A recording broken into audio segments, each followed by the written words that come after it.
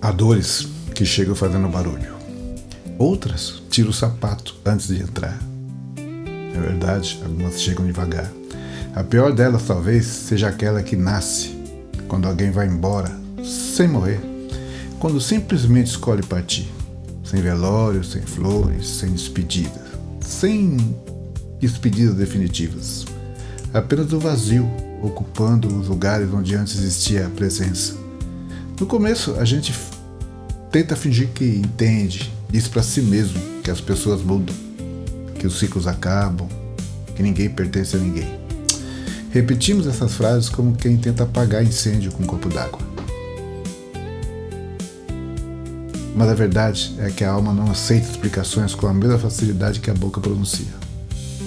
Porque depois que alguém vai embora por escolha, começa o tribunal dentro da nossa cabeça.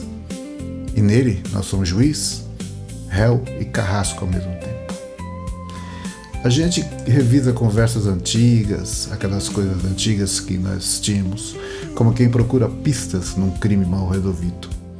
Pensa naquela mensagem que respondeu seco, naquela noite em que o orgulho falou mais alto, naquele abraço que poderia ter sido mais longo, na palavra bonita que ficou guardada por vergonha ou por medo.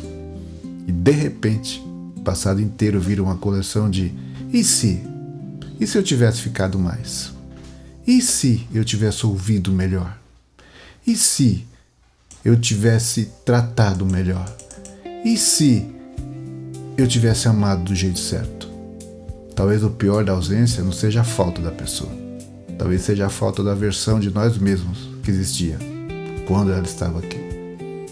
Porque algumas pessoas levam pedaços nossos quando se vão. E não levam por maldade. Levam porque, sem perceber, construíram morada dentro da gente. Então, ficamos assim, tentando aprender a viver numa casa emocional, onde sempre parece faltar um móvel importante. Não, mas não se preocupe, com o tempo, a dor muda de lugar. Ela não desaparece, só deixa de gritar por dentro.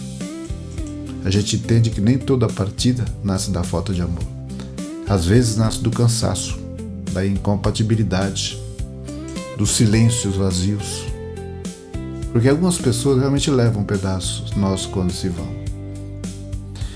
E aceitar isso dói, porque nos obriga a compreender que amar alguém nem sempre é suficiente para fazê-lo ficar.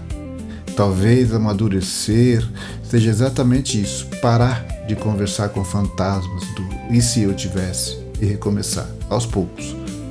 Fazer as pazes com aquilo que não teve conserto. Ainda dói, algumas noites mais que outras, mas já não sangra da mesma forma. Vai se amainando as coisas. Certas ausências nunca vão embora completamente. Elas apenas aprendem a morar em silêncio dentro da gente.